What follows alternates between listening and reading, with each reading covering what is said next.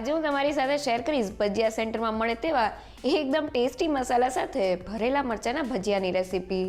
તો મરચાંના ભજીયા તો આપણે ઘરે બનાવતા જોઈએ છે, પણ આજે આપણે અમુક ટિપ્સ સાથે ભજીયાની અંદર ભરવાનો મસાલો એકદમ ટેસ્ટી તૈયાર કરશું.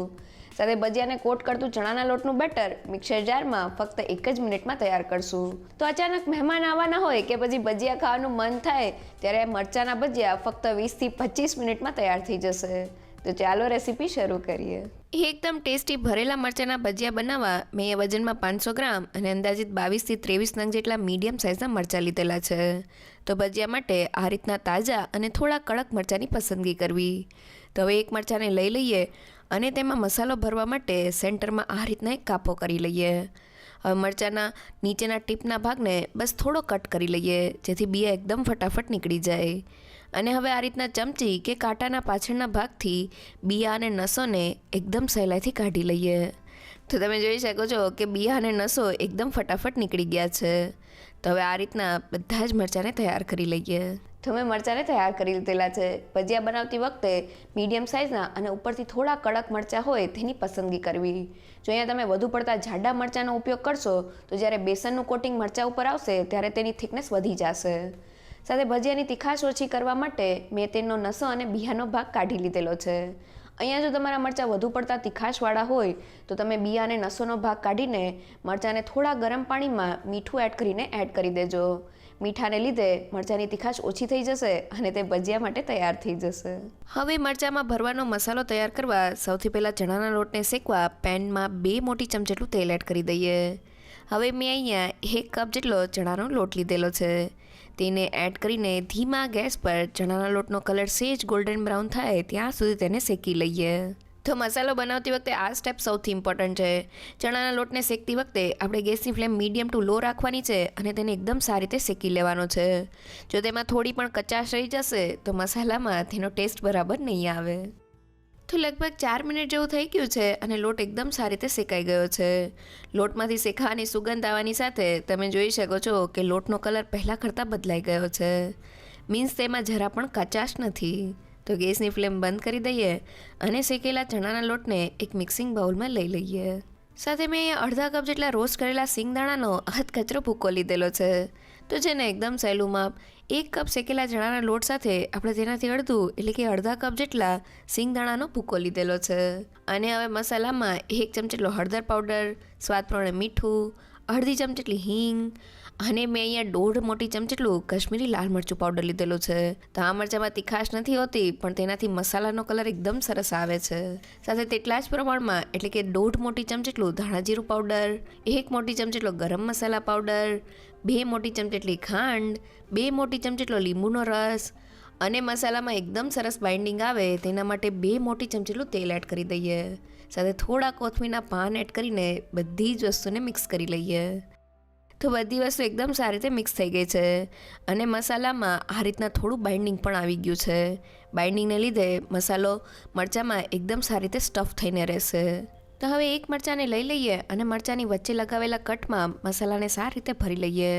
તો મસાલો ભરતી વખતે આપણે તેને આ રીતના થોડો પ્રેસ કરીને જ ભરવાનો છે, જેથી તે એકદમ સારી રીતે મરચાંમાં સ્ટફ થઈ જાય. અને હવે આ રીતના બધા જ મરચાંને તૈયાર કરી લઈએ.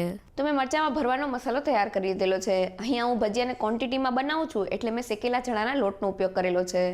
પણ જો તમે ઓછી ક્વોન્ટિટીમાં ભજીયા બનાવતા હોય તો શેકેલા ચણાના લોટની જગ્યાએ તમે ઘરમાં રહેલું કોઈ પણ ફરસાણ જેમ કે પાપડી ગાંઠિયા કે ચવાણાનો ઉપયોગ કરી શકો છો. સાથે શેકેલા ચણાના લોટ સાથે મેં થોડો સિંગદાણાનો પાવડર એડ કરેલો છે. સિંગદાણાને લીધે મસાલાનો સ્વાદ એકદમ સરસ લાગે છે. સાથે મસાલામાં થોડું ખટાશ અને મીઠાશનું પ્રમાણ ચડિયાતું હશે તો ખાવાની ખૂબ જ મજા આવશે. તો હવે મરચાં માટે બેસનનું બેટર બનાવી લઈએ. અને હવે મરચાંને કોટ કરવા માટે બેટર બનાવવા મેં અહીંયા ચણાનો લોટ લીધેલો છે. તો 2 કપ જેટલો ચણાનો લોટ મિક્સિંગ બાઉલમાં એડ કરી દઈએ. સાથે ભજીયા પચવામાં હળવા રહે તેના માટે 1/4 ટીસ્પૂન જેટલો અજમો અને 1 પિંચ જેટલી હિંગ એડ કરી દઈએ. સાથે ફક્ત 1 પિંચ જેટલો હળદર પાવડર એડ કરી દઈએ. સાથે સ્વાદ પ્રમાણે મીઠું અને ભજીયા ફૂલેલા બને તેના માટે ફક્ત 1 પિંચ જેટલો બેકિંગ સોડા એટલે કે ખાવાનો સોડા એડ કરી દઈએ. તો ભજીયા બનાવતી વખતે આપણે સોડા વધુ પડતો એડ નથી કરવાનો, નહીં તો ભજીયા તેલને એબ્ઝોર્બ કરીને થોડા સોગી થઈ જશે. અને હવે જે વાટકીથી મેં ચણાનો લોટ લીધેલો હતો તે વાટકીના માપથી 1 વાટકી જેટલું પાણી એડ કરી દઈએ.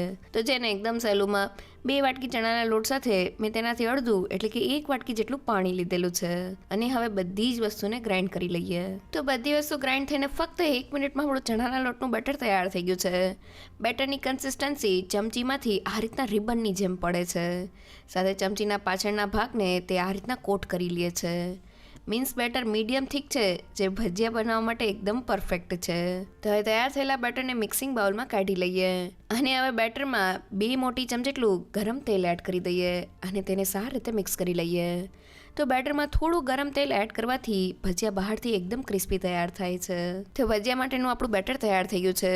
જો આ સમયે તમને બેટર થોડું પણ પતલું લાગતું હોય તો 1 થી 2 ચમચી જેટલો ચણાનો લોટ એડ કરી દેજો. અને જો બેટર વધુ પડતું થીક લાગતું હોય તો થોડું પાણી એડ કરીને આ રીતનું પરફેક્ટ કરી લેજો. તો મિક્સર જારમાં ફક્ત 1 મિનિટમાં આપણું ચણાના લોટનું બેટર તૈયાર થઈ ગયું છે. આ બેટરને આપણે મરચાં ઉપર કોટ કરવાનું છે, એટલે તેની કન્સિસ્ટન્સી આપણે થોડી મીડિયમ થીક અને ચમચામાંથી રિબનની જેમ પડે તેવી રાખવાની છે. જો અહીં આપણે બેટરમાં પાણી એડ કરીને તેને પતલું કરી દઈશું તો તે મરચાંને બરાબર કોટ નહીં કરે.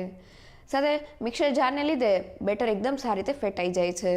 પણ જો તમે હાથેથી બેટર બનાવતા હોય તો એકવાર બેટર તૈયાર થઈ જાય પછી તેને થોડી વાર માટે ફેટી લેવું, જેથી તે થોડું લાઇટ અને ફ્લફી તૈયાર થઈ જાય. તો એ તૈયાર થયેલા બેટર સાથે ભજીયાને બનાવી લઈએ. તો એ ભજીયાને તળવા માટે મેં તેલને ગરમ કરી લીધેલું છે. તો હવે ચણાના લોટના બેટરને લઈ લઈએ અને હવે ભરેલા મરચાંને બેટરમાં એડ કરીને બેટરથી એકદમ સારી રીતે કોટ કરી લઈએ.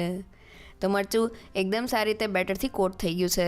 વધારાના બેટરને આ રીતના કિનારીથી કાઢી લઈએ અને મરચાંને ગરમ તેલમાં તળવા માટે એડ કરી દઈએ. તો મેં બધા જ મરચાંને તેલમાં એડ કરી દીધેલા છે. હવે મરચાં ઉપર આ રીતના થોડું તેલ છટકાવી દઈએ, જેથી ઉપરનું કોટિંગ સેટ થઈ જાય. અને હવે તેને બંને બાજુ ફેરવતા જઈને બહારથી ગોલ્ડન બ્રાઉન અને ક્રિસ્પી થાય ત્યાં સુધી તળી લઈએ. તો ભજીયાને તળતા લગભગ 8 થી 9 મિનિટ જેવું થઈ ગયું છે અને તે બહારથી એકદમ સારી રીતે તળાઈને ઉપરથી ગોલ્ડન બ્રાઉન થઈ ગયા છે. તો તળાયેલા ભજીયાને ઝારામાં લઈ લઈએ, જેથી વધારાનું બધું જ તેલ નીકળી જાય. તો આપણે એકદમ ટેસ્ટી ભરેલા મરચાંના ભજીયા તૈયાર થઈ ગયા છે. ભજીયા બનાવતી વખતે આપણે મરચાંને જ્યારે બેસનથી કોટ કરીને તેલમાં એડ કરીએ ત્યારે તેની ઉપર તરત જ તેલ છટકાવી દેવાનું છે, જેથી મરચાંની ઉપરનું કોટિંગ એકદમ સારી રીતે સેટ થઈ જાય. સાથે આપણે ભજીયાને મીડિયમ ફ્લેમ પર જ તળવાના છે, જેથી તે અંદર સુધી એકદમ સારી રીતે તળાઈ જાય. જો આપણે તેને વધુ પડતી હાઈ ફ્લેમ પર તળશું તો તે અંદરથી કાચા રહી જશે અને ધીમા ગેસ પર તે તેલને એબ્ઝોર્બ કરીને સોગી થઈ જશે. તો હવે ગરમા ગરમ ભજીયાને ચટણી સાથે સર્વ કરી લઈએ.